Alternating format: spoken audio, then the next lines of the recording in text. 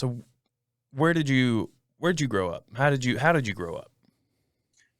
I grew up in the city of Johannesburg in the northern part of South Africa. Right. Okay. I'm the youngest of five kids. So I got two older brothers and two older sisters. I grew up in a house awash with music and books. My mother sang in the choir. My brothers were fanatical about music, and everyone read a lot. Yeah. Being the youngest and being quite a lot younger, I kind of grew up pretty unsupervised. Hmm.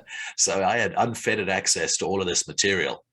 And I guess in a way that always kind of set me apart. I always, felt like an outsider, even within my own family, because the age difference, Yeah. but also later because of what I'd learned from being the youngest in a big family. I was also the outsider within my peer group.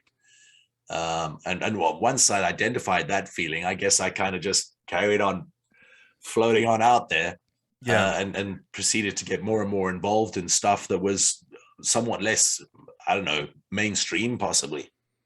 So, as a white guy growing up in South Africa,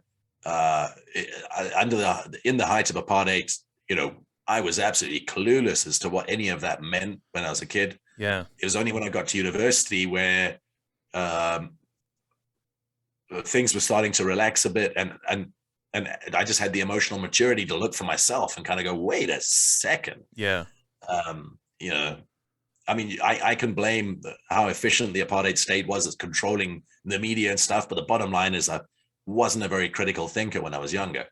Yeah. And I think, all of those experiences kind of combine into making me the kind of person who always wants to look a little bit harder at any answers and ask a lot more questions to go and see if there's any more loose ends that aren't being accounted for that might give different answers. Yeah.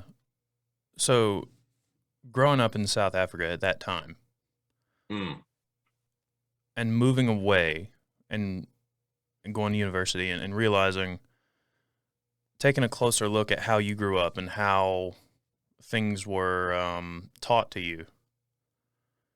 So it was when you moved away you realized, oh, that's fucked up.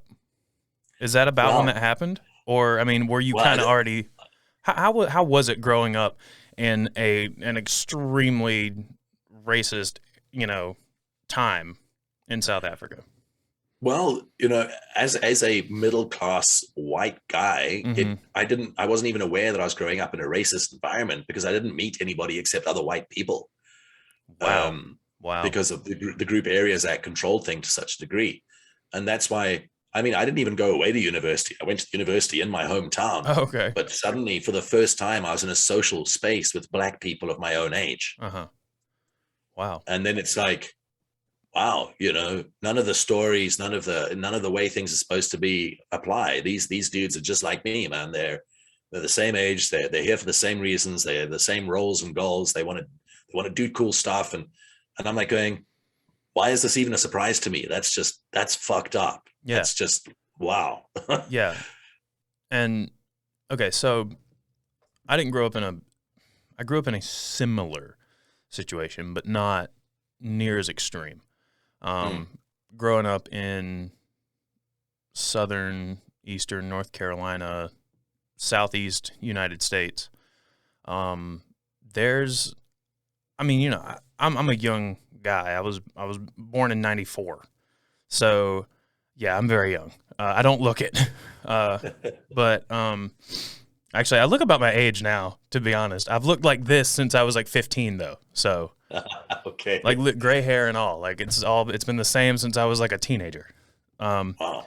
anyway, uh, growing up in the late '90s, early 2000s, the South has always been kind of slow to adopt. Um, like the Civil War is a great example. They don't like Yeah. change, and they've always been very slow to adopt more liberal ideals, like more left leaning ideals, and it still is a bit more racist than the rest of the country. Not that everybody in the South is racist at all, but it's just there's still more here, I would say. Yeah. And especially when I was younger, before social media became, this huge thing, and all these movements were becoming more mainstream, more in the spotlight, and everyone knew about them. And going to college, also in my hometown, going to college also gave me a different perspective. You know, I always had, like, being part of a newer generation growing up on the tail end of that kind of mindset. We were part of a generation that was rejecting that, even as kids. You know, we're not that, I don't want anybody to think that my parents are racist or anything, but, like, you know, everybody I was growing up around came from a different time. And going to the university that I went to with all these different perspectives, people coming from different areas of the country, and being surrounded by people I'd never been surrounded by. Far more minorities, far more people in the LGBTQ community, and that really opens your eyes and makes you think about the world differently. You know, it makes you question things a little more intently, I guess. Yeah. You know? And, you know, from a creativity perspective, diversity is so important. Yes. Because if everybody has the same general background, they have access to the same kind of information and the same way of processing that information, it means you're all going to come up with pretty similar answers to every problem that you encounter. Yes. So that means that your progress, your development is going to stall at some point because there's just no difference. And so what happens is when you're forced to work together for whatever reason in an environment where someone's gay, where someone's black, someone's really rich, someone's really poor, someone's, you know, extraordinarily good looking even, you know, someone's super clever, someone's good with, all of a sudden, everyone's got a very different way of seeing the world. And the solutions you come up with when you take that into account are always more effective and more efficient and longer lasting than the ones that just serve much smaller input sets. Right. You know?